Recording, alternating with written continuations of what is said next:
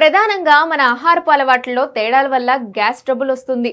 ముఖ్యంగా గ్యాస్ట్రిక్ సమస్యకు కారణం హెచ్ పైలోరియా అనే బ్యాక్టీరియా.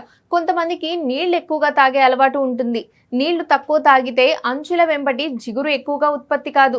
దీంతో యాసిడ్ ఘాటు తట్టుకునే శక్తి ఈ లైనింగ్ సెల్స్ కి ఉండదు. కొంతమంది కాఫీలు టీలు ఎక్కువగా తాగుతూ ఉంటారు.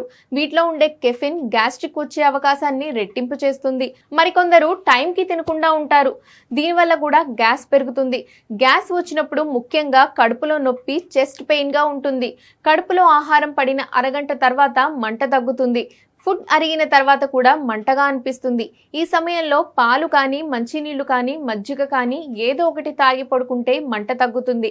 గ్యాస్ట్రిక్ వచ్చిన వారు ఉప్పు, కారం, పులుపుకు దూరంగా ఉండాలి. ఎప్పుడైతే కడుపు ఖాళీగా ఉంటుందో అప్పుడు యాసిడ్ లైనింగ్ ప్రభావం ఎక్కువగా ఉంటుంది. ఈ గ్యాస్ ట్రబుల్ తగ్గాలంటే ముఖ్యంగా మన జీవనశైలిని మార్చుకోవాలి.